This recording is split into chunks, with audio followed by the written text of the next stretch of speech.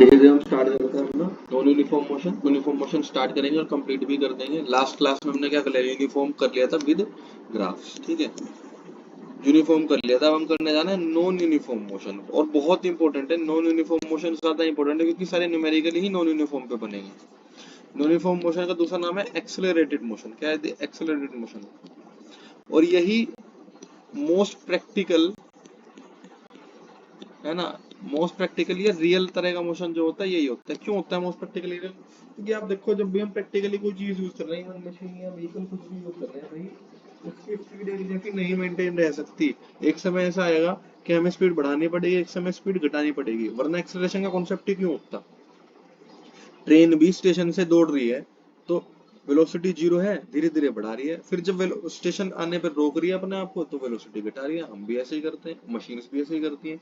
तो जो non uniform motion ही सबसे इंपॉर्टेंट मोशन है न्यूमेरिकल के पॉइंट ऑफ व्यू से, क्योंकि जो चीज प्रैक्टिकल है उस पर न्यूमेरिकल बनेंगे। आपको numerical only and only non uniform motion पे ही मिलेंगे। जितनी भी तीन इक्वेशन ऑफ मोशन है सारी की सारी नॉन यूनिफॉर्म मोशन पे लगती हैं, क्योंकि उनके अंदर एक्सेलरेशन है। क्या है उनके अंदर? एक्सेलरेशन। ठीक है जी, चलो हमने रिकैप कर लिया। अब एक्सेलरेशन का भी मैंने आपको रिवाइज करवाया था। एक्सेलरेशन मतलब पिछली क्लास में करवाया था। एक्सेलरेशन दो तरह का होता है, पॉजिटिव और नेगेटिव। ठीक है जी, पॉजिटिव एक्सेलरेशन और नेगेटिव एक्सेलरेशन। पॉजिटिव एक्सेलरेशन जिसमें कि स्पीड लगातार बढ़ रही है, नेगेटिव एक्सेलरेशन का दूसरा नाम होता है रिटार्डेशन, या फिर डी एक्सेलरेशन जिसमें कि स्पीड लगातार घट रही है। ठीक है, तो ये बात ध्यान रखेंगे। अब देखो एक चीज तो समझ में आ गई कि हर नॉन यूनिफॉर्म मोशन एक्सेलरेटेड होगा, यानी कि स्पीड या तो उसमें बढ़ रही होगी या फिर स्पीड उसमें घट रही होगी। अब इस आधार पे एक्सेलरेशन भी दो प्रकार का होता है। इस बेसिस पे दूसरा बेसिस एक्सेलरेशन का क्या है?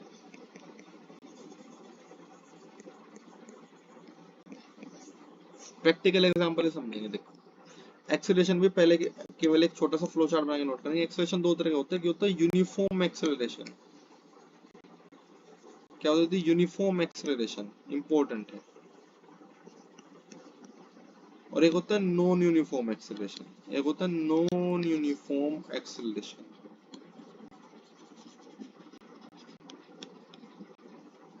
नॉन यूनिफॉर्म एक्सेलरेशन, एक्सेलरेशन दो तरह का होता है, यूनिफॉर्म एक्सेलरेशन और नॉन यूनिफॉर्म एक्सेलरेशन। देखिए दोनों में क्या फर्क है। एक्सेलरेशन हम समझ चुके, एक्सेलरेशन क्या समझ चुके थे। एक बार हल्का सा रिकैप लेते हैं। मैंने कहा था कोई गाड़ी सपोज कर लो 12 बजे चलती है और 12 से 15 तक वो डिस्टेंस कवर करती है 10 मीटर का, 10 किलोमीटर। कितना डिस्टेंस कवर करती है? 10 किलोमीटर। फिर 12:15 से लेके 12:30 तक वो कवर करती है केवल 5 किलोमीटर का डिस्टेंस। लेकिन अगले 15 मिनट यानी कि 12:30 से लेके 12:45 तक वो कवर करती है फिर 20 किलोमीटर का डिस्टेंस। पता नहीं क्या उसने, है ना, क्या उसने मिसाइल से लॉन्च कर देगा। ठीक है भाई, 10 5 फिर से तभी फिर 12:45 से अगले 15 मिनट में भी कोई डिफरेंट डिस्टेंस ट्रेवल कर रही होगी। यानी कि स्पीड या तो घट रही है या फिर स्पीड बढ़ रही है। अब एक्सेलरेशन क्या होता है? एक्सेलरेशन क्या होता है प्रैक्टिकली समझते हैं अभी। 2 मिनट एग्जांपल लेंगे, फॉर्मूला थोड़ी देर में करते हैं। आपकी स्पीड कितने सेकंड में या कितने समय में कितनी बढ़ रही है उसको बोलता है एक्सेलरेशन। जैसे कि सपोज करो एग्जांपल, मेरी स्पीड एग्जैक्ट 1 बजे, मान लो मेरी स्पीड एग्जैक्ट 1 बजे 50 किलोमीटर पर आवर रही थी। 50 किलोमीटर पर घंटे थी मेरी स्पीड 1 बजे, और 1:05 पे मेरी स्पीड 60 किलोमीटर प्रति घंटा हुई। कितनी हुई थी? 60 किलोमीटर प्रति घंटा। अब यही एक्सेलरेशन है, ध्यान समझना। 1 बजे मेरी स्पीड 50 की थी, लेकिन 1:05 में मेरी स्पीड क्या हो गई? 60 किलोमीटर प्रति घंटा हो गई। कितनी हो गई? 60 किलोमीटर प्रति घंटा। यानी कि मेरा जो एक्सेलरेशन है वो क्या है? मैंने कितनी स्पीड बढ़ाई? मैंने स्पीड बढ़ाई 10 किलोमीटर प्रति घंटा बढ़ाई। और कितने मिनट, कितने समय में? 5 मिनट में। कितने समय में? यही तो एक्सेलरेशन है बस।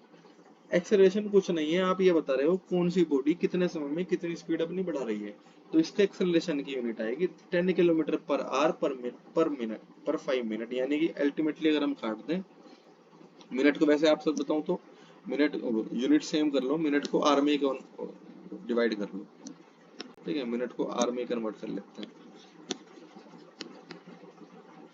या फिर चलो न्यूमेरिक मैं एग्जांपल ही आसान ले लेता हूँ, ठीक है, एग्जांपल ही आसान लो, एक नहीं बजते, मैं कहता हूँ 2 बजे, अब आसान हो जाएगा, ठीक है, 2 बजे मेरी स्पीड 80 हो गई, कितनी हो गई थी 80 हो गई, समझो 1 बजे मेरी स्पीड 50 किलोमीटर प्रति घंटे थी, 2 बजे मेरी स्पीड 80 हो गई, यानी कि एक्सेलरेशन कितना हुआ, एक्सेलरेशन मैंने करा 80 से 50 हो गई, यानी कि 80 माइनस 50 कितने समय में, 2 माइनस 1 में, यानी कि 30 किलोमीटर पर आवर पर 1 आवर, यानी कि 1 घंटे में 30 की स्पीड बढ़ती है मेरी, 1 घंटे में कितनी बढ़ती है 30 की स्पीड, तो अगर 1 बजे 50 थी, 2 बजे 80 हो गई, तो 3 बजे कितनी होगी, 3 बजे 110 हो जाएगी, 4 बजे कितनी होगी, 4 बजे 140 हो जाएगी, यही तो एक्सेलरेशन है, समझे बात, एक्सेलरेशन कुछ नहीं है, change in speed per unit time, ठीक है। अब डेफिनेशन लिख लें एक्सेलरेशन की, एक्सेलरेशन की डेफिनेशन लेंगे थी, यूनिफॉर्म और नॉन यूनिफॉर्म पे नहीं गए अभी हम, एक्सेलरेशन की डेफिनेशन होती है चेंज इन स्पीड या वेलोसिटी पर यूनिट टाइम, और इस दूसरा जो दूसरी डेफिनेशन क्या है, यह है rate of change of speed, rate of change of speed यानी कि गति के बढ़ने का दर या गति के चेंज होने का दर, यहाँ पे रेट का मतलब है दर, रेट का मतलब पैसे से नहीं, रेट का मतलब है उसका दर कितना है, समय के साथ साथ किस हिसाब से बढ़ रही है, हिसाब क्या है उसका बढ़ने का, तो स्पीड या वेलोसिटी के बढ़ने की रेट, बढ़ने का दर एक्सेलरेशन है, या फिर कितनी स्पीड बढ़ी कितने समय में, वो भी एक्सेलरेशन है, एक ही बात है दोनों, ठीक है।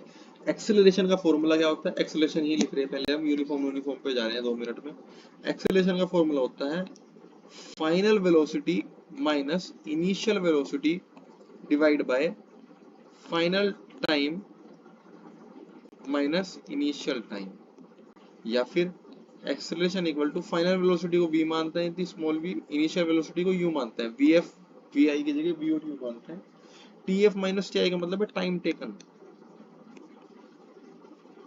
टाइम टेकन, यानी कि a equals to v minus u upon t, ये बात ध्यान रखेंगे, और बॉक्स में हम बंद इसको कर लेंगे, यानी कि एक्सेलरेशन है final velocity minus initial velocity upon कितने समय में उसने वेलोसिटी को चेंज करी, जैसे कि हमने अभी तक न्यूमेरिकली तो था एक तरह का, 50 से उसकी स्पीड 80 हो गई, यानी कि फाइनल वेलोसिटी v है, इनिशियल वेलोसिटी u है, समय कितना लिया 1 से 2 बजे तक, यानी कि घंटा 1 लिया, तो 80 माइनस 50 बटे 2 माइनस 1 यानी कि 30 अपॉन 1, यानी कि आंसर है 30 kilometre per hour per hour. हाँ, अब यूनिट पे बात करते हैं, इससे बात करते हैं यूनिट पे, इसकी यूनिट दे दी, अगर आप इसकी यूनिट देखो तो एक्सेलरेशन का फॉर्मूला है स्पीड अपॉन टाइम, यही तो है फायदा में।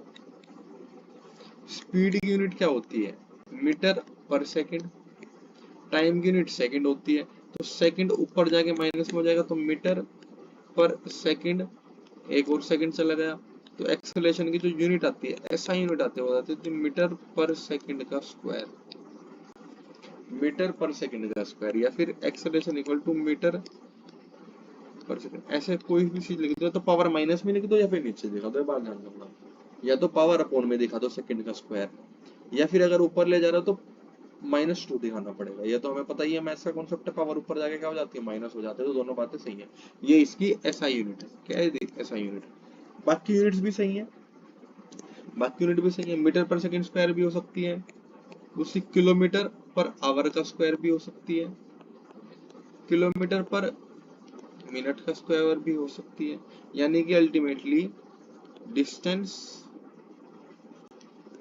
पर टाइम का स्क्वायर होगा एक्सेलरेशन की यूनिट। एक्सेलरेशन की हर यूनिट हमेशा क्या होगी डिस्टेंस बटे टाइम का स्क्वायर, डिस्टेंस किस में नाप लो मीटर किलोमीटर में, टाइम किस में नाप लो सेकंड आर या मिनट में, जैसे कि इधर एक्सेलरेशन का हमारी क्या यूनिट आएगी, एक्सेलरेशन की इस केस में यूनिट आएगी 30 किलोमीटर पर आवर का स्क्वायर, क्योंकि 1 आवर ये है और 1 आवर नीचे है, तो ये नीचे वाले दोनों आवर नीचे ही नहीं आ जाएंगे, तो आवर का स्क्वायर हो जाएगा।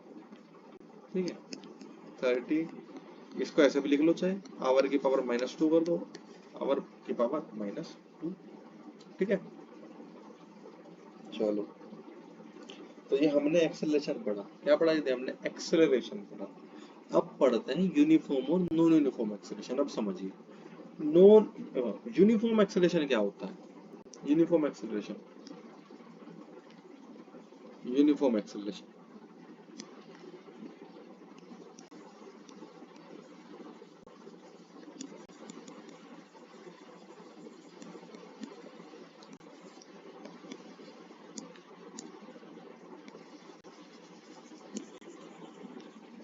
Same change in speed in equal intervals of time, same change in speed in equal intervals of time. देखिए क्या है, कितना आसान सा डेफिनेशन है, बराबर समय के अंतराल पे सेम स्पीड का बढ़ना। अब ऊपर जो हमने एग्जांपल करा वो यूनिफॉर्म एक्सेलरेशन का ही तो है एक तरह से। देखो मैं समझाता हूँ, मेरी गाड़ी की स्पीड 1 बजे 50 थी, 2 बजे 80 हो गई, 3 बजे 110 हो गई। कितनी हो गई? 3 बजे 110 हो गई, 4 बजे 140 हो गई। आइडियल कंडीशन है, बहुत आइडियल कंडीशन ही मान के चलेंगे। अब रियलिटी में नहीं हो सकती ऐसे, रियलिटी में क्या, मैं बढ़ाते रहूंगा अपनी स्पीड में समय, लेकिन समझने के लिए।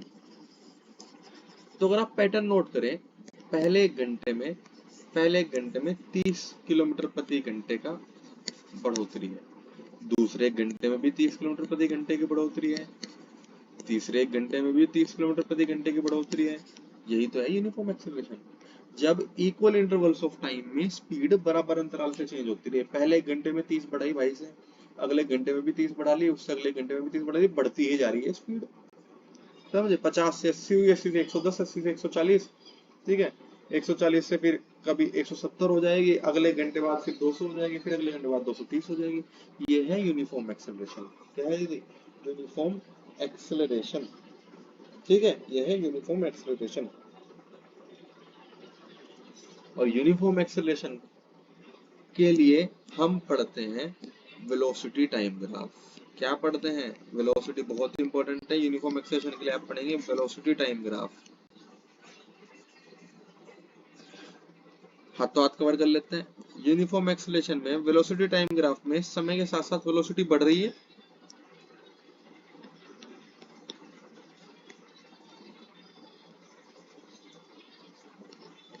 क्या पढ़ा था हमने? यूनिफॉर्म एक्सेलरेशन में समय के साथ साथ स्पीड बढ़ रही है ना, और इक्वल अमाउंट में बढ़ रही है, और हम पीछे पड़ गए हैं। बढ़ने वाली चीज का ग्राफ तो हमेशा स्लोप बनता है, तो ये ग्राफ है, बस सिंपल सी बात है, यही हमारा ग्राफ है। ठीक है, तो ये बात ध्यान रखेंगे। अब सुनिए, सेम कहानी, सेम कहानी। इसका स्लोप क्या होगा? इसका स्लोप होगा tan थीटा। क्या होगा इसका स्लोप? tan theta. और इसका स्लोप ही क्या है? इसका एक्सेलरेशन। इसका स्लोप ही इसका एक्सेलरेशन है। कैसे? अगेन अगेन इसको समझते हैं। देखो अगेन समझेंगे अब। सेम कॉन्सेप्ट, टाइम की मार्किंग लगा ली। चलो इसको थीटा को गायब करते, तो हमने टाइम की मार्किंग लगा ली हमने, इक्वल टाइम। इसी तरह हमने स्पीड की मार्किंग लगा ली। किसकी मार्किंग लगा ली? स्पीड की मार्किंग लगा ली। मैं कहने लगा मुझे इस समय और इस समय के बीच में एक्सेलरेशन चाहिए, तो क्या करूंगा? सबसे पहले मैं इसके कोरिस्पोंडिंग क्या कर लूंगा? इसके कोरिस्पोंडिंग स्पीड निकाल लूंगा कि इस समय क्या स्पीड रही होगी। तो इसको मान लेते हैं हम टी आई। क्या मान लेते हैं? T I. और इसको मान लेते हैं स्पीड इनिशियल। सिमिलरली दूसरे समय को मानते हैं फाइनल टाइम। तो फाइनल टाइम के कोरिस्पोंडिंग क्या स्पीड रही होगी? फाइनल टाइम, फाइनल टाइम के कोरिस्पोंडिंग जो स्पीड रही होगी वाई एक्सिस पर, उसका रिफ्लेक्शन, वो मान लेते हैं स्पीड फाइनल। ठीक है, निकाल लिया। यानी कि मुझे इस ये वाली स्टडी चाहिए, ये वाली स्टडी चाहिए। तो इस वाली स्टडी में एक्सेलरेशन क्या होगा? एक्सेलरेशन तो अभी पढ़ के ही है। एक्सेलरेशन क्या होता है? Final velocity minus initial velocity upon final time minus initial time. यानी कि speed final minus speed initial upon time final minus time initial, यानी कि स्पीड फाइनल v होती है, इनिशियल u होती है, tf माइनस ti को हम चलो t मान लेते हैं, ठीक है, तो मानने की बात है। तो एक्सेलरेशन क्या आ गया, एक्सेलरेशन आ गया v minus u upon t, यानी कि अगेन क्या आ गया, अगेन परपेंडिकुलर अपॉन क्या आ गया, बेस आ गया, यानी कि अगेन किस बराबर आ गया, टेन थीटा के बराबर आ गया, नहीं आ गया। बस ये बात ध्यान रखेंगे, ठीक है। ये छोटी छोटी चीजें समराइज करनी है, छोटी छोटी चीजें समराइज करनी है। जैसे कि समराइज मैं आपको करूं, डिस्टेंस टाइम ग्राफ में स्लोप स्पीड के बराबर होगा, लेकिन स्पीड टाइम ग्राफ में या वेलोसिटी टाइम ग्राफ मान लो, चलो पर्टिकुलरली वेलोसिटी मान लें, वेलोसिटी टाइम ग्राफ में स्लोप एक्सेलरेशन के बराबर होगा। क्यों? क्योंकि हमेशा d upon T, distance upon time speed होता है, तो स्लोप स्पीड के बराबर होगा, वेलोसिटी अपॉन टाइम एक्सेलरेशन होता है, तो इनका स्लोप एक्सेलरेशन के बराबर होगा। बस इतनी सी बात ध्यान रखनी, ठीक है। चलिए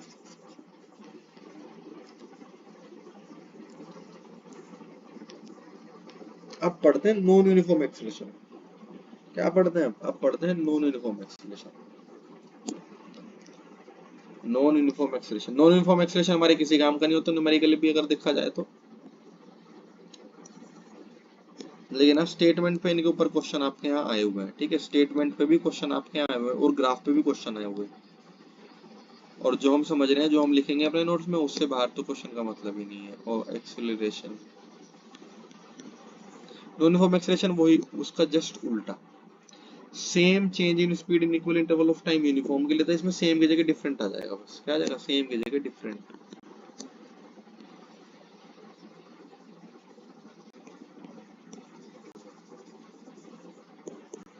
डिफरेंट चेंज इन स्पीड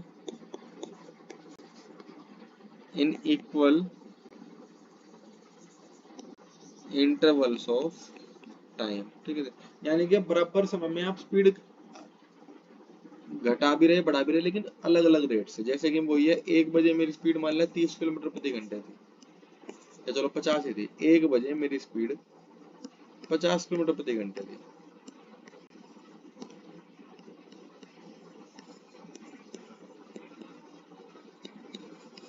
ठीक है। अब 2 बजे भाई दाल चावल ले लेगा, तो मैं तो चावल भून लूंगा थोड़े से चाहे। 2 बजे मेरी स्पीड मान लो 60 किलोमीटर हो गई प्रति घंटा। 3 बजे पता नहीं मुझे क्या पागल मच्छर ने काटा, मैंने अपनी स्पीड 100 कर दी। 4 बजे पता नहीं क्या हो गया, मैंने स्पीड अपनी घटा के 20 कर दी। तो ये क्या, ये कोई ट्रेंड है? पहले घंटे में मेरी स्पीड +10 किलोमीटर प्रति घंटा है, दूसरे अगले घंटे में मेरी स्पीड +40 हो गई, अगले घंटे में मेरी स्पीड -80 हो गई। तो ये तो कोई रेट ऑफ चेंज ही नहीं हुआ। क्या यूनिफॉर्म रेट है? नहीं, ये जो है रेट नॉन यूनिफॉर्म है, यानी कि इसमें आप बराबर समय में डिफरेंट चेंज इन स्पीड कर रहे हो, यानी कि ये एक्सेलरेशन हो जाएगा नॉन यूनिफॉर्म एक्सेलरेशन, ठीक है। क्या कहा जाएगा, ये कहा जाएगा आपको नॉन यूनिफॉर्म एक्सेलरेशन। और इसमें वेलोसिटी टाइम ग्राफ अगर आप बनाएं, वेलोसिटी टाइम ग्राफ या स्पीड टाइम ग्राफ एक ही बात है। यहाँ वेलोसिटी ही ले लो, चलो आप, कोई दिक्कत नहीं है, यहाँ वेलोसिटी ले लो,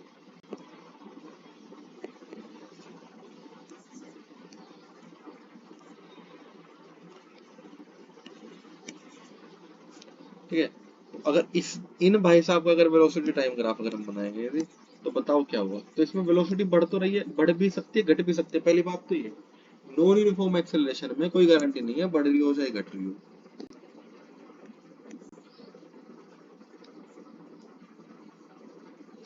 तो इसमें वेलोसिटी का जो ग्राफ आएगा, वेलोसिटी यहाँ है मान लें,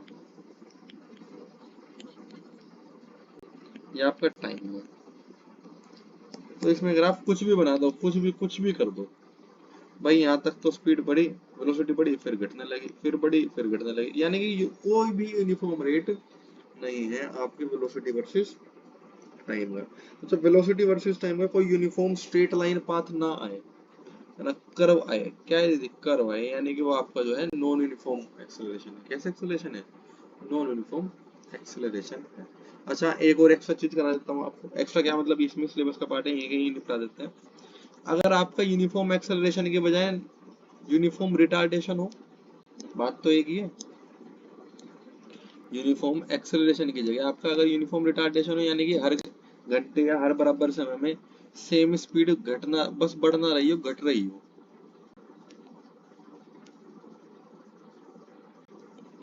यूनिफॉर्म रिटार्डेशन होगी तो उसमें ग्राफ क्या बनेगा, तो ना उसमें ग्राफ क्या बनेगा, स्ट्रेट लाइन ही बनेगा। वेलोसिटी टाइम ग्राफ उसमें भी स्ट्रेट लाइन ही बनेगा, लेकिन इस बार ओरिजिन से नहीं जाएगा,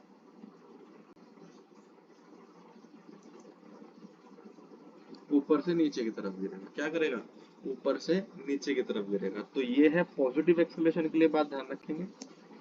ये जो ग्राफ है दीदी हमारा, ये है पॉजिटिव एक्सेलरेशन के लिए और ये है नेगेटिव एक्सेलरेशन के लिए। पॉजिटिव एक्सेलरेशन का ग्राफ हमेशा ऐसे बढ़ेगा, नेगेटिव एक्सेलरेशन का ग्राफ हमेशा वेलोसिटी टाइम में ऐसे गिरेगा। यानी कि समय पे, कम समय पे आपकी वेलोसिटी ज्यादा थी, ज्यादा समय पे आपकी वेलोसिटी कम हो गई, और ज्यादा समय पे वेलोसिटी और कम हो गई, और ज्यादा समय पे वेलोसिटी और कम हो गई। जितना समय बढ़ाते जा रहे हो उतनी वेलोसिटी नीचे गिरती जा रही है। इसका मतलब ये होता है, ठीक है। बाकी कॉन्सेप्ट यहाँ भी सेम ही रहेंगे दीदी। यहाँ पे कॉन्सेप्ट सेम कैसे रहेंगे, करके दिखाता हूँ। देखो आप, मैं मान लूँ मुझे तो इस समय और इस समय के बीच में रिटार्डेशन निकालना है, तो सीधी सी बात है भाई, इस समय का क्या निकाल लो, इसको इनिशियल टाइम मान लो, इसके कोरिस्पोंडिंग क्या निकाल लो, तू इनिशियल वेलोसिटी यानी कि यू निकाल लो। इसको क्या मान लो, इसको फाइनल टाइम मान लो। इसके कोरिस्पोंडिंग क्या निकाल लो, इसके इसके कोरिस्पोंडिंग निकाल लो फाइनल वेलोसिटी यानी कि v निकाल लो। तो यहाँ पे एक्सेलरेशन क्या होगा, रिटार्डेशन भी हो जाए, सिंबल ए ही रहेगा, v minus u upon T F minus T I. ठीक है, ये बात ध्यान रखें। अच्छा, आंसर नेगेटिव में ही आएगा, ये बात ध्यान रखना। एक्सेलरेशन अगर आपका नेगेटिव खुद में खुद ही आ रहा है, यानी कि वो रिटार्डेशन है। क्यों, अच्छा नेगेटिव क्यों आएगा, इस चीज को समझते हैं। रिटार्डेशन खुद में खुद ही नेगेटिव ऐसे क्यों आ जाएगा, वो उसको कोई उसके अंदर दिमाग थोड़ना है कि उसे नेगेटिव आना।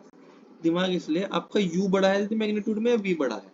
इस केस में अगर आप रिटार्डेशन को ग्राफ स्टडी करें, रिटार्डेशन के केस में हमेशा यू बड़ा होगा। क्या बड़ा होगा, यू बड़ा होगा, और v क्या होगा, छोटा होगा। यानी कि आप छोटे में से बड़ा माइनस कर रहे हो, तो आंसर तो नेगेटिव आएगा ही आएगा। पॉजिटिव एक्सेलरेशन के केस में क्या बड़ा है, पॉजिटिव एक्सेलरेशन के केस में v बड़ा है, यानी कि यहाँ पे v माइनस यू कर रहे हो, यहाँ पे तो आंसर आपका पॉजिटिव ही आएगा। ठीक है, ये बात ध्यान रखिए, तो छोटे छोटे चीजें नोट करनी।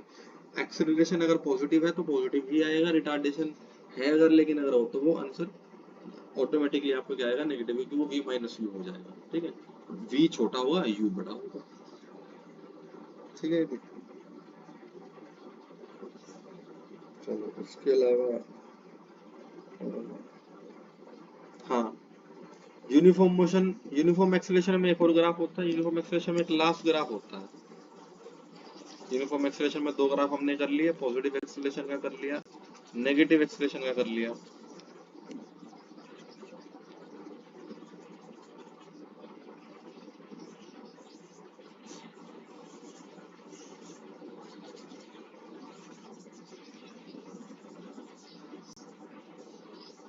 देखो, अब यूनिफॉर्म एक्सेलरेशन में लास्ट ग्राफ जो है, यूनिफॉर्म एक्सेलरेशन में जो लास्ट ग्राफ है वो ध्यान रखना, वो है डिस्टेंस वर्सेस टाइम, यानी कि पोजीशन। मैं आपको ग्राफ की समरी भी दे दूंगा, कोई घबराने वाली बात नहीं है। Position time graph uniform acceleration का पोजीशन टाइम ग्राफ, यानी कि डिस्टेंस टाइम ग्राफ होगा जो दीदी, वो ध्यान रखना है, रटना है आपको। उसमें चूंकि स्पीड बदल रही है यूनिफॉर्मली, यानी कि बराबर समय में बराबर डिस्टेंस को ट्रेवल करने से रहा, तो ग्राफ उसका ऐसा बनाना। कैसा बनाना, ऐसा ऐसा बनेगा जब पॉजिटिव एक्सेलरेशन हो। क्या हो, पॉजिटिव एक्सेलरेशन।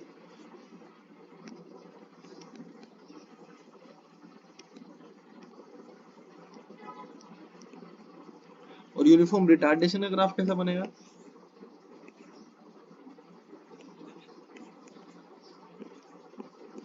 यूनिफॉर्म रिटार्डेशन का ग्राफ दीदी ऐसा बनेगा,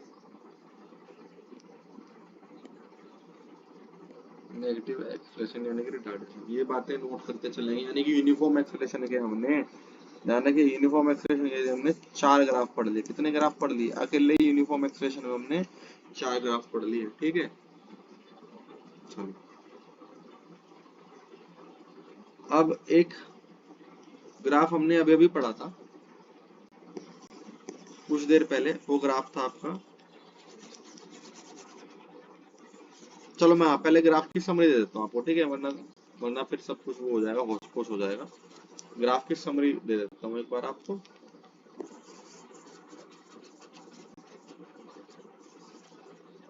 ये गेम, क्योंकि ग्राफ की समरी अगर होगी तो एक ही पेज पे नोट लेना, तो आज जब बहुत सारे ग्राफ हम एक ही पेज पे हम सारे ग्राफ साइमल्टेनियसली स्टडी कर लेंगे तो कोई दिक्कत नहीं आएगी, ठीक है।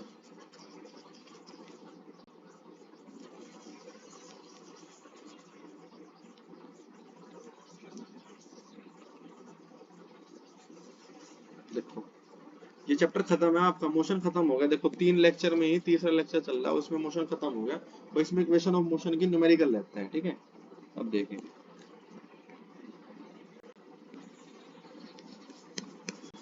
अगर हम समराइज करें तो मोशन हमने सबसे पहले कहा था तो यूनिफॉर्म मोशन, कैसा कहा था, यूनिफॉर्म मोशन कहा था,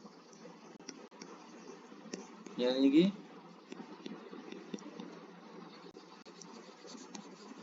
नॉन एक्सेलरेटेड। उसके बाद हमने कहा था नॉन यूनिफॉर्म, यानी कि एक्सेलरेटेड। अब यूनिफॉर्म मोशन में जो मैंने आपको कहा था डिस्टेंस टाइम ग्राफ जो करवाया था, यूनिफॉर्म एक्सेलरेशन में जो डिस्टेंस टाइम ग्राफ करवाया था, ध्यान रखना,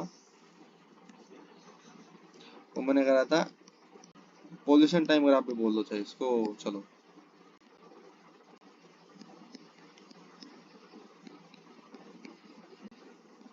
जो पोजीशन टाइम ग्राफ है यानी कि डिस्टेंस टाइम ग्राफ जो करवाया था, वो मैंने कराया था कि उसमें ग्राफ हमेशा ऐसे जाता है, ठीक है, ऐसे जाता है।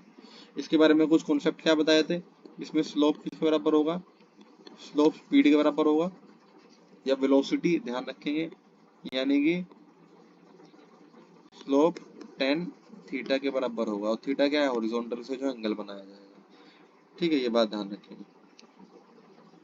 दूसरा ग्राफ जो था, दूसरा ग्राफ था distance time graph, sorry velocity time, दूसरा ग्राफ है वेलोसिटी टाइम ग्राफ।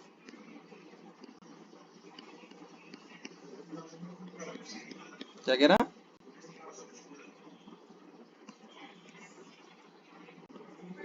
अच्छा नीचे रखी आलू के पास, ये velocity time graph, velocity time graph, दाल चावल ले ले, मैं कह रहा चाहे, मैं तो चावल भून लूंगा थोड़े से, काफी है, मैं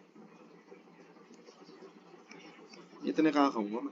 वेलोसिटी टाइम ग्राफ, अगर यूनिफॉर्म मोशन का स्टडी करें तो हम पढ़ गए थे हॉरिजॉन्टल के पैरेलल, क्या पढ़ गए थे, हॉरिजॉन्टल के पैरेलल, बस ये बात ध्यान रखेंगे। इसमें मैंने बताया था इस केस में स्लोप क्या होता है, इस केस में स्लोप 0 होगा। हाँ एक चीज जो मैं इस केस में भूल गया था, वो नोट करना प्लीज, वो नोट करना, वो ये है, अगर मुझे इस केस में डिस्टेंस निकालना हो, मान ले आपका टी इनिशियल है, ये आपका टी फाइनल है, तो उसके कोरिस्पोंडिंग क्या करेंगे यदि हम, उसके कोरिस्पोंडिंग हम स्पीड निकालेंगे, तो टी इनिशियल पे भी स्पीड जो है वी है ना वी, और टी फाइनल पे भी स्पीड क्या है, वी। तो जो स्क्वायर या रेक्टेंगल कुछ ही मान लो, ये जो बना, इसका जो एरिया है, इसका जो एरिया है वो एरिया ही क्या होगा, डिस्टेंस होगा, ये बात ध्यान रखेंगे। ध्यान क्या रखेंगे, वेलोसिटी टाइम ग्राफ का जो एरिया होता है, यानी कि वेलोसिटी टाइम ग्राफ में जो लाइन होती है, हॉरिजॉन्टल लाइन के नीचे जो भी एरिया होता है, वो उसका डिस्टेंस कहला जाएगा। कैसे निकलेगा, अच्छा एरिया का फॉर्मूला क्या होता है, एरिया का फॉर्मूला होता है लेंथ इनटू ब्रेड्थ। अगर आप देखो तो लेंथ कितनी है इसकी, लेंथ इसकी है T I minus T F, है ना, ये जो T I minus T F है, और यही ऊपर है T I minus T F, यानी कि sorry T F minus T I, T F minus T I. Breadth कितनी है, ब्रेड्थ तो इसकी क्या है, ब्रेड्थ तो इसकी वही है वी, भाई यहाँ से यहाँ तक वी है, तो यहाँ से यहाँ तक भी तो वी ही होगी, इनटू वी। और आप अगर नोटिस करो फॉर्मूला, आप देखो स्पीड होता है यदि, या वेलोसिटी होता है डिस्टेंस अपॉन टाइम, वी मान वेलोसिटी होता है डिस्टेंस अपॉन टाइम, तो डिस्टेंस क्या होता है, डिस्टेंस होता है वेलोसिटी इनटू टाइम, डिस्टेंस होता है वेलोसिटी इनटू टाइम। देखो ये क्या है, ये टाइम है, ये स्पीड है, यानी कि टाइम इनटू वेलोसिटी, यानी कि time taken into velocity of the body. यानी कि ये क्या है, और ये एरिया के बराबर आ रहा है, किसके बराबर आ रहा है, एरिया। यानी कि अल्टीमेटली हम यहाँ से एक कंक्लूजन निकाल सकते हैं कि एरिया ही डिस्टेंस है, एरिया ही क्या है, डिस्टेंस। क्योंकि जब आप लेंथ इनटू ब्रेड्थ करते हो एरिया निकालने के लिए, तो हॉरिजॉन्टल ग्राफ होने की वजह से वो एक स्क्वायर या रेक्टेंगल बन जाता है। तो वेलोसिटी का चेंज इनटू टाइम का चेंज, यानी कि वेलोसिटी और इनटू टाइम यानी कि डिस्टेंस हो जाता है। ठीक है, बात ध्यान रखिएगा। तो ये क्वेश्चन बहुत इंपॉर्टेंट है, ये स्टेटमेंट बहुत इंपॉर्टेंट है। स्टेटमेंट ये है, area under a velocity time graph is equal to the distance covered। ठीक है, देखो बस अब करते हैं हमारे नॉन यूनिफॉर्म वाले ग्राफ। कौन से ग्राफ करते हैं, नॉन यूनिफॉर्म वाले ग्राफ। नॉन यूनिफॉर्म वाले ग्राफ देख लो एक बार। नॉन यूनिफॉर्म ग्राफ में सबसे पहले जो मैंने कराया था आपको, वो कराया था यूनिफॉर्म एक्सेलरेटेड, कराया था यूनिफॉर्मली एक्सेलरेटेड।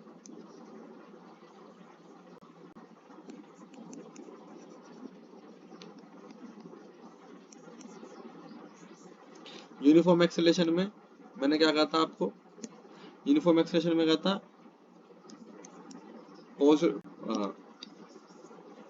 यूनिफॉर्म एक्सेलरेशन में भी वेलोसिटी टाइम ग्राफ। कौन सा ग्राफ, वेलोसिटी टाइम। तो वेलोसिटी टाइम ग्राफ दो थे। अगर ऐसे है तो वो पॉजिटिव एक्सेलरेशन का था, किसका था, पॉजिटिव एक्सेलरेशन का। अगर ऐसे है तो वो नेगेटिव एक्सेलरेशन यानी कि रिटार्डेशन का था, किसका था, रिटार्डेशन का। दूसरा हमने करा डिस्टेंस टाइम ग्राफ। आपको ये बुक में नहीं मिलेंगे जनरली सारे के सारे। तो डिस्टेंस टाइम ग्राफ जो था, यदि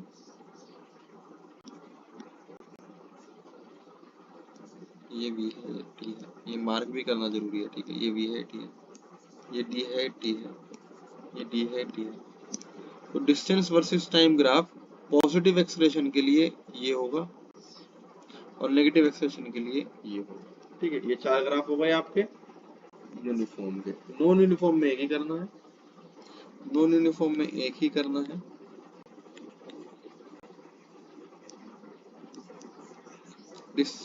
नॉन यूनिफॉर्म में वेलोसिटी टाइम ग्राफ कर लेंगे, एक ही कर लेंगे।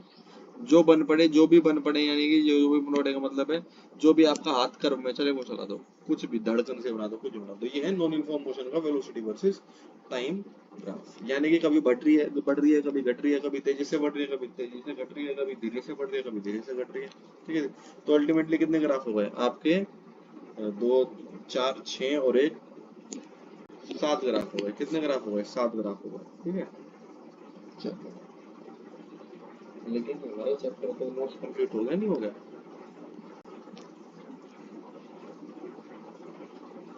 अब मैं आपको क्वेश्चन कराता हूँ कुछ एक्सेलरेशन पे, ताकि आप एक्सेलरेशन को समझना स्टार्ट कर दो।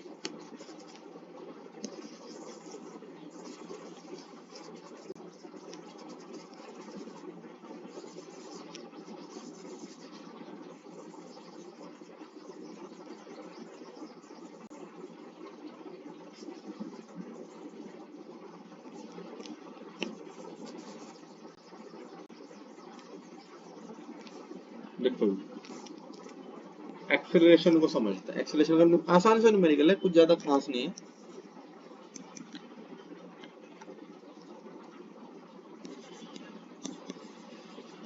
A train running at a speed of 80 km per hour gradually applies brakes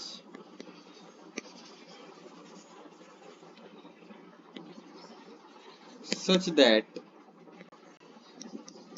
in 5 minutes its speed decreases to 60 km per hour. Calculate the amount of acceleration undergone in kilometre per hour inverse, kilometre per hour square, sorry पर हो गया तो यहाँ पे minus लगाने की जरूरत नहीं है, ठीक है। वो आपसे जो है आंसर मांग रहा है किलोमीटर पर आवर स्क्वायर में एक्सेलरेशन कितना हुआ। तो सीधी सी बात है, एक ट्रेन है जो कि 80 किलोमीटर प्रति घंटे की रफ्तार से दौड़ रही थी ट्रैक पर, लेकिन स्टेशन पास आ गया होगा तो धीरे धीरे उसने ब्रेक अप्लाई करने स्टार्ट करे, ऐसे अप्लाई करे कि 5 मिनट बाद उसकी स्पीड 80 से घट के 60 रह गई। तो यानी कि यहाँ पे फाइनल वेलोसिटी कितनी है, 60 किलोमीटर प्रति घंटा, ठीक है। इनिशियल वेलोसिटी u कितनी है, 80 किलोमीटर प्रति घंटा, और कितने समय में, v से वो 60 से 80 से 60 होने में, यानी कि इनिशियल से फाइनल तक जाने में कितना समय लगा उसको, ये बताओ। 5 मिनट लगे ना बस।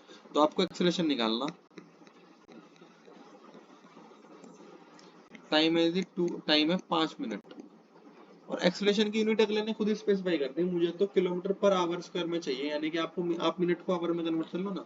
मिनट को आवर में कन्वर्ट करने के लिए क्या करते हैं, डिवाइड बाय 60, 60 से भाग कर देंगे, क्योंकि एक घंटे में 60 मिनट होते हैं, तो 5 मिनट में कितने घंटे होंगे, 5 डिवाइड बाय 60, सीधी सी फॉर्मूला पुट करिए, पुट करते हैं। हमें पता है एक्सेलरेशन क्या होता है, v minus u upon time. v कितना है, v है 60, u है 80, और टाइम कितना है, 5 अपॉन 60। तो मैथ्स में चीजें ध्यान रखेंगे, कॉमन वोमन लेना आता है आपसे, ठीक है। ये करेंगे 60 माइनस 80 यानी कि माइनस का 20 हो जाएगा, क्या हो जाएगा, माइनस का 20 हो गया। 60 ऊपर चला जाएगा, 60 ऊपर चला जाएगा, बटे इंटू 60 कट जाएगा, 4 आएगा, तो माइनस का 4 इंटू 6 यानी कि माइनस का 240 किलोमीटर पर आवर का स्क्वायर। 240 किलोमीटर पर आवर का स्क्वायर एक्सेलरेशन है, उसका एक्चुअल में रिटार्डेशन है। क्या है एक्चुअल में, एक्चुअल में ये रिटार्डेशन हुआ, रिटार्डेशन हुआ तभी तो आंसर ऑटोमेटिकली किसमें आया, माइनस में। भाई स्पीड घटाई तो ना उसने, ट्रेन रुक रही है, 80 से 60 कर लिया अपने आपको 5 मिनट के अंदर अंदर, यानी कि रिटार्डेशन हो, तो इससे आपका आंसर नेट नेगेटिव में आया, फर्क नहीं पड़ता, आंसर पॉजिटिव में भी यही आता। अगर आप थोड़ा भाई, अगर आप साइन भी ना लो तो आंसर तब भी 240 आता है, यू माइनस वी भी कर दो तो भी 240 आएगा। यहाँ पे बस माइनस साइन दिखा क्या रहा है, माइनस साइन ये दिखा रहा है कि आपका नेगेटिव एक्सेलरेशन है। कैसे एक्सेलरेशन है, नेगेटिव, यानी कि एक्सेलरेशन नहीं है, वो रिटार्डेशन है। क्या है, रिटार्डेशन, ठीक है। ये एक्सेलरेशन के ऊपर न्यूमेरिकल आपके यहाँ बहुत सिंपल न्यूमेरिकल है। एक्सेलरेशन के ऊपर क्या न्यूमेरिकल बनेगा, v भी देना पड़ेगा उसे, u भी देना पड़ेगा। हाँ, खतरनाक न्यूमेरिकल अब बनते हैं जब इक्वेशंस ऑफ मोशन आ जाती है। क्या आ जाती है, equations of motion. Equations of motion कर रहे हैं, न्यूमेरिकल करेंगे, और हमारा मोशन चैप्टर कंप्लीट हो जाएगा। फिर हम इन्हीं लेक्चर्स में कंबाइन करके स्टार्ट अपना 4th वाला चैप्टर कर देंगे, ठीक है। देखिए equations of motion, equations of motion का हालांकि डेरिवेशन आने का कोई मतलब नहीं, लेकिन फिर भी मैं आपको derivation equation of motion graphical method से तीनों करा दूंगा, 5-5 मिनट लगेंगे, ठीक है, नेक्स्ट क्लास में। इक्वेशंस ऑफ मोशन, अब देखो इक्वेशंस ऑफ मोशन कुछ बेसिक इक्वेशन है जो कि मोशन की न्यूमेरिकल सोल्व करने का होता है। जैसे आपको ऑप्टिक्स में न्यूमेरिकल सोल्व करने के लिए एक मिरर फॉर्मूला है ना, एक लेंस फॉर्मूला है, एक पावर का फॉर्मूला है। तो ये बेसिक 2-3 फॉर्मूले हैं जिससे कि आपके लाइट के ऑप्टिक्स वाले न्यूमेरिकल सोल्व होने स्टार्ट हो जाते हैं। सिमिलरली मोशन को डील करने के लिए फिजिसिस्ट ने वेलोसिटी, एक्सेलरेशन, टाइम, डिस्टेंस, इन तीनों चारों वेरिएबल के बीच में डिस्टेंस, इन तीनों चारों वेरिएबल के बीच में रिलेशनशिप निकाला। तो वो रिलेशनशिप में के 3 इक्वेशंस हैं। पहली इक्वेशन है पहली इक्वेशन कुछ नहीं है कायदा में, उसको मैं इक्वेशन मानता ही नहीं। a equal to v minus u upon t होता है ना, इसको अगर मैं रीअरेंज कर दूं तो a t equal to v minus u चला जाएगा, नहीं चला जाएगा? ये रीअरेंज करके यही तो आया। तो v minus u equals to a t, box में बंद करना। तो ये पहली इक्वेशन ऑफ मोशन है। ये क्या है?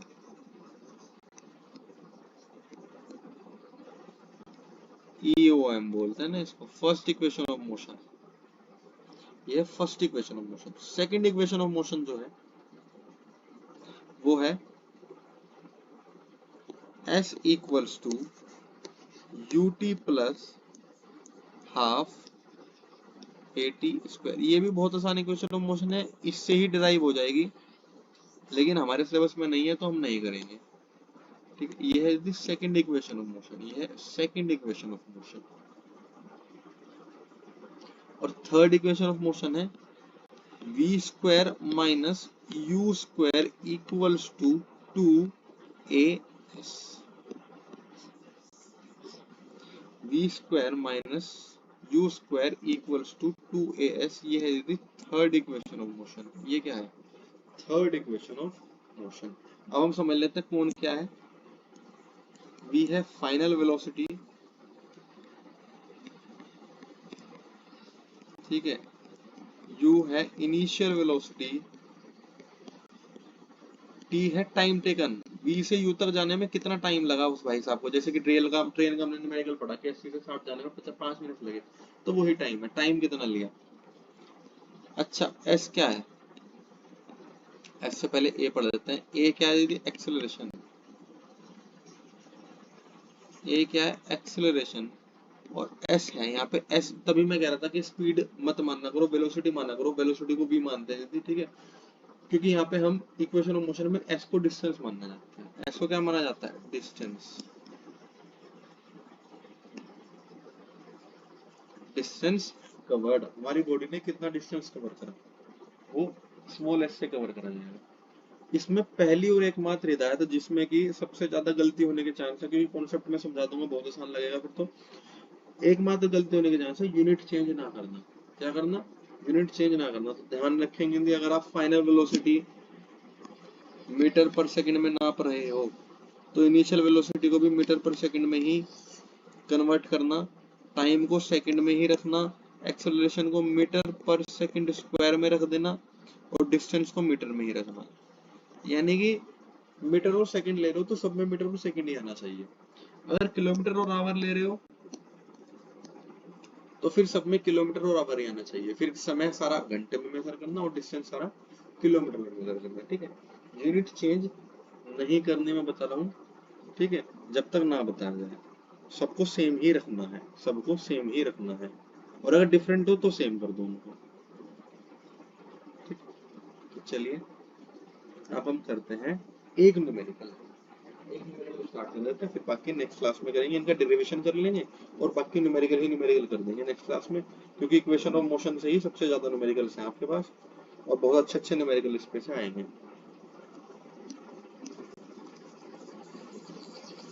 हमें बहुत डर लगता था उस समय 9th क्लास में, क्योंकि उस समय कोई ढंग से पढ़ाता नहीं था इक्वेशन ऑफ मोशन को यूज कैसे करना क्या नहीं, यही नहीं पता लगता था कौन सी इक्वेशन ऑफ मोशन यूज करनी।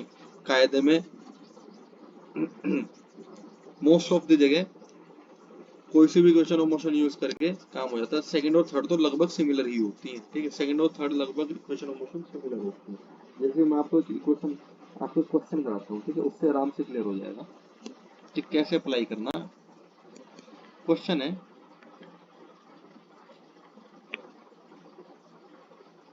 a train starting from rest,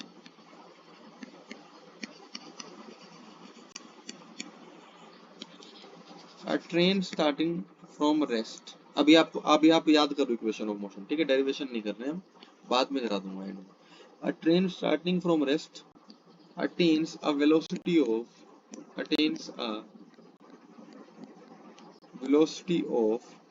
72 kilometre प्रति घंटा, 72 kilometre per hour in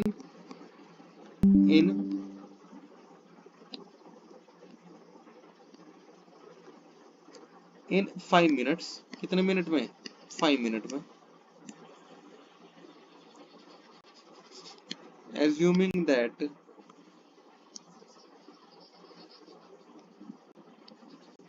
acceleration is uniform, ये एज्यूम करिए कि एक्सेलरेशन जो है आपका यूनिफॉर्म है। फाइंड, अब बहुत सारी चीजें कह रहा है शायद आपको फाइंड करने के लिए। पहला है फाइंड, पहले तो सबसे पहले एक्सेलरेशन ही, स्वयं एक्सेलरेशन ही फाइंड कर दो, ये कह रहा है। दूसरा कह रहा है distance travelled by train in attaining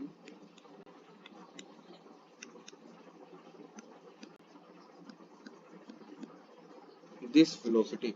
देखिए बहुत अच्छा क्वेश्चन है, ठीक है, इससे हमारे तीनों इक्वेशन ऑफ मोशन क्लियर हो जाएंगे। देखो क्या कह रहा है, एक ट्रेन है, एक रेल है जो कि रेस्ट से स्टार्ट होते हैं। कहां से स्टार्ट होते हैं? रेस्ट का मतलब वो मोशन में नहीं है, मोशनलेस है, यानी कि initial velocity zero, initial velocity 0 kilometre प्रति घंटा है और पहुंच जाती है 72 की रफ्तार पे, यानी कि फाइनल वेलोसिटी है 72 पे पहुंच गई ना, यानी कि फाइनल वेलोसिटी थी 72 किलोमीटर प्रति घंटा, 72 किलोमीटर पर आवर। वी भी आ गया, यू भी आ गया। कितने समय में? 5 मिनट में। कितने समय में? 5 मिनट में, यानी कि टाइम इज 5 मिनट्स। और मैंने कह रखा कि जब स्पीड किलोमीटर प्रति घंटे में है तो टाइम भी क्यों मिनट में रखना, टाइम भी घंटे में रख दो आप, यानी कि 5/60 आवर, 5/60 आवर आ गया। देखिए सामने। अब सबसे पहले तो उसने सबसे पहले तो आपसे ये पूछा कि एक्सेलरेशन निकाल दो। क्या निकाल दो सबसे पहले? तो एक्सेलरेशन निकाल दो। एक्सेलरेशन का formula v minus u upon t होता है। फर्स्ट इक्वेशन ऑफ मोशन कुछ ही यूज कर लो, फर्स्ट इक्वेशन ऑफ मोशन वही तो है, a equals to v minus blue pen से कर लेते हैं, a equals to v minus u upon t, यानी कि 72 माइनस यू अपॉन 5/60, यानी कि अल्टीमेटली जो है 72 गुणा 60/5। तो कट जाएंगे भाई साहब, क्या आ जाएगा? 12 आ जाएगा। तो 72 गुणा 12 क्या होता है?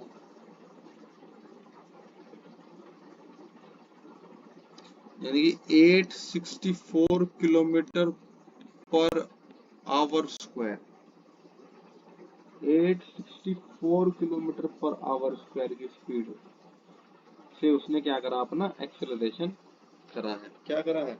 एक्सेलरेशन उसने इतनी स्पीड से करा है। ठीक है, ये बात ध्यान रखिए। चलो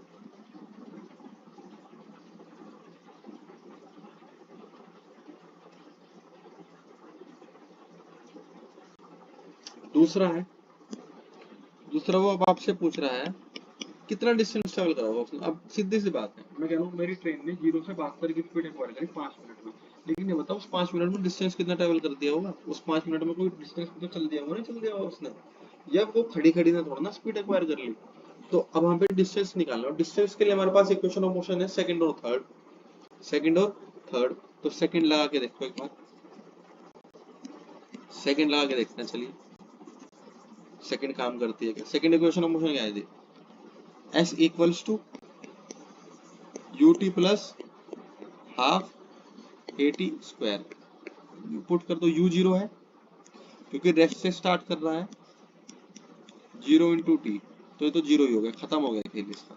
हाफ एक्सेलरेशन कितना है? एक्सेलरेशन है 864, टाइम कितना है? टाइम है 5/60, स्क्वायर है यानी कि अगेन 5/60। अगर आप काट पीट कर दें, अल्टीमेटली निकाल लें आंसर, निकल जाएगा u प्लस, भाई 864 2 से कट जाएगा, 4 3 2, बस रहेगा 4 3 2 गुणा 5 भाग 60 × 60। तो आंसर आएगा जी 296।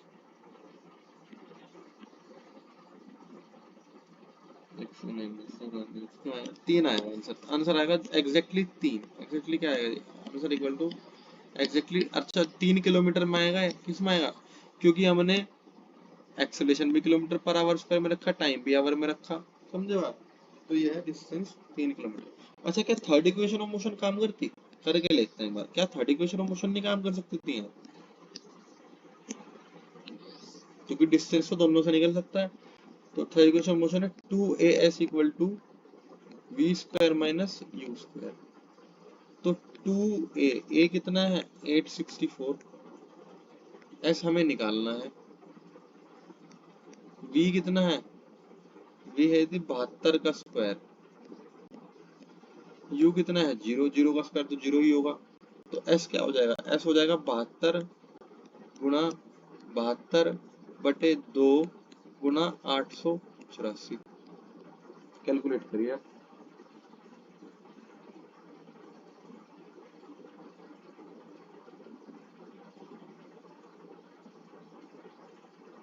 आंसर फिर भी 3 ही आया। आंसर अब भी क्या है, आंसर अब भी 3 ही आया है, यानी कि दोनों में से कोई सी भी इक्वेशन यूज कर लेते हैं। आपको तो अल्टीमेटली डिस्टेंस निकालना था, और डिस्टेंस कितना ट्रेवल कर लिया उसने 3 किलोमीटर में।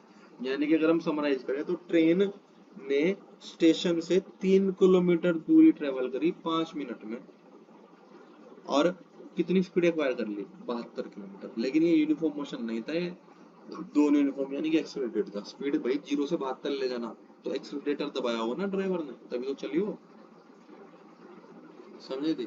इसी के साथ ही इक्वेशन ऑफ मोशन की हमने न्यूमेरिकल की स्टार्ट कर दी। बहुत आसान है इक्वेशन ऑफ मोशन की न्यूमेरिकल, आपको केवल ये समझना कि कौन सी चीज कहाँ रखनी है बस, और इक्वेशन ऑफ मोशन कौन सी यूज करनी है मैंने तो आपको समझा ही दिया। डिस्टेंस निकालने के लिए तो दोनों सही है, फर्स्ट हो चाहे लास्ट हो।